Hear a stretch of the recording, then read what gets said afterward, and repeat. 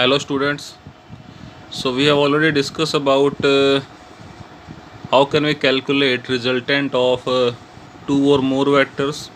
How can we resolve a vector in another vectors. So let's go for next topic. Next topic is motion in plane. ठीक है. So इससे पहले हमने पढ़ लिया था चैप्टर 3 में that motion in a straight line. In that time we discuss about displacement, we talk about velocity, we talk about acceleration, etc. Instantaneous velocity, instantaneous acceleration and so on. Here we will discuss same quantities but now in a plane. Before this chapter, in chapter 3 we discussed that motion in a straight line. तो वहाँ हमने displacement, velocity, acceleration की definition पढ़ी थी. Definition बिल्कुल वही रहेगी, nothing change. सिर्फ जहाँ जहाँ हमने उन्हें सिर्फ एक साइन से डिनोट किया था वहाँ हम क्या कर देंगे, we will use vector sign. ठीक है. सो जैसे पोजीशन एंड डिस्प्लेसमेंट वेक्टर, वहाँ पर हमने जो है सिंपल आर से डिनोट किया था. Here we will show it with r vector. मैंने आपको बताया था जब भी आपकी बुक में कोई वेक्टर साइन दिया होता है तो उस पर उसे बोल्ड कर देते हैं. जैसे यहाँ इन्होंने आर को बोल्ड कर दिया है ना. और अगर आप अपनी नोटबुक में किसी वेक्टर साइन को शो कर रहे हैं तो आप उस पर क्या करेंगे, उस पर एक एरो लगा देंगे. ठीक है. I cap, J cap, these are unit vectors. इन पर कैप आएगा when you are writing in your notebook. And if there is a vector then you can show it with a arrow on it. और book में जो इसे bold करके दिया हुआ है. ठीक है. तो हमने पोजीशन वेक्टर जो है पढ़ लिया था पहले. व्हाट इज़ पोजीशन वेक्टर, है ना. डिस्प्लेसमेंट वेक्टर पढ़ लिया था. अभी एक ऑब्जेक्ट जो है वो टी टाइम में एक पोजीशन दूसरी पोजीशन पे जाएगा, then we can easily find out that displacement vector. Same definition है डिस्प्लेसमेंट की, सिर्फ जो वहाँ पे आर था चैप्टर 3 में, that was a scalar quantity, और इसमें उस पर हम जो है वेक्टर साइन लगा देंगे. I know some students are added in my group after chapter 3, तो वो एक रीडिंग लगा लें उस चैप्टर की और अलग से मुझसे समझ लें डिस्प्लेसमेंट वेलोसिटी के बारे में. क्लास 9th में हमने बहुत अच्छे से पढ़ा है अबाउट दिस, इसलिए हम यहाँ पर थोड़ा सा उसे कम डिस्कस करेंगे. पोजीशन वेक्टर कैसे निकाल दें मैंने आपको बता दिया था. एक पॉइंट P है, we need position vector of this. तो पॉइंट P को हमने क्या किया, ओरिजिन से मिला दिया स्ट्रेट लाइन से. ये जो वेक्टर बना दैट इज़ आर, और उसकी जो डायरेक्शन है it is showing by the arrow from O to P. Got it. तो ये आर आपका क्या हो जाएगा, एच आई कैप प्लस वाई जे कैप, जहाँ पर एच वाई जो हैं वो पॉइंट P के कोऑर्डिनेट्स हैं.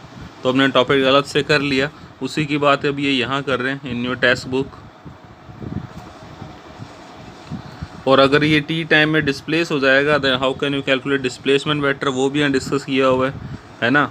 अब देखिए इसने यहाँ पर लिखा है direction of average velocity v, और v को इसने बोल्ड दे रखा है क्योंकि v is also a vector quantity. तो अब डायरेक्शन कैसे निकालेंगे, देखिए हमने देख लिया था टी टाइम पे वो r पोजीशन वेक्टर पे था. After a small time interval delta t it is at a position r dash, so delta r will be its displacement vector. We have discuss earlier in this topic. And delta r with vector sign will be equal to r dash minus r. ये भी हमने पहले discuss कर लिया है. Triangle बन रहा है तो r plus delta is r dash, तो what is delta r dash minus r. तो जब मैंने आपको डिस्प्लेसमेंट वेक्टर बताया था उस वीडियो में सारी बातें हमने डिटेल से डिस्कस की थी. तो यहाँ v की डायरेक्शन किसने कैसे दिखा दी, क्योंकि जो आपकी डायरेक्शन है डिस्प्लेसमेंट वेक्टर की वही डायरेक्शन होगी एवरेज वेलोसिटी की. We have discuss earlier about that. Same इन्होंने बातें कुछ से डायग्राम से दिखाई है. यहाँ पर देख लीजिए आप दैट डिस्प्लेसमेंट कैसे निकाल रहा है ये. It is showing that T time पे उसकी पोजीशन थी r, और r आपका था एच आई कैप माइनस वाई जे कैप.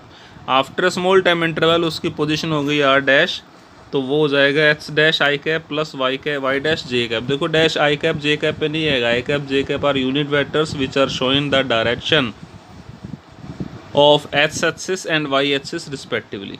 तो जब इन्हें माइनस करेंगे, मैंने सिखाया था आपको दो वेक्टर जिन्हें आई कैप और जे कैप फॉर्म में दे रखा है वो माइनस कैसे करते हैं. आई कैप वाले से आई कैप माइनस हो जाएगा, जे कैप वाले से जे कैप वाला माइनस हो जाएगा तो आपका ये बन जाएगा i cap delta h plus j cap delta Y.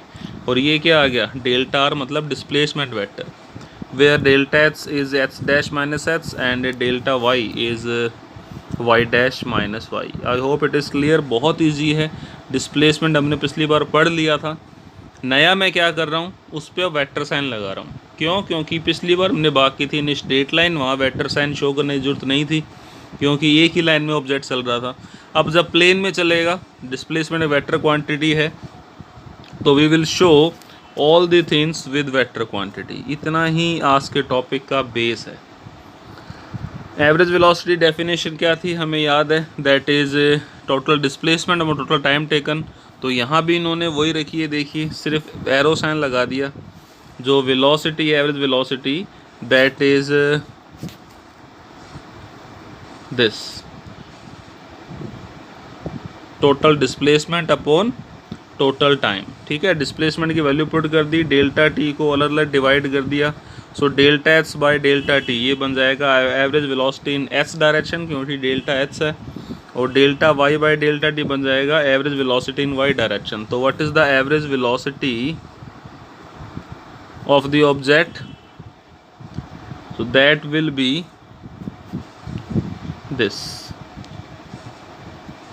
ठीक है, तो average velocity of the object will be v H bar I cap plus v Y bar J cap. Meaning what? Meaning of this that average velocity को हमने क्या कर दिया, H Y component की form में शो कर दिया, where v H bar is the average velocity of object in H direction and v Y bar this is the average velocity of object in Y direction.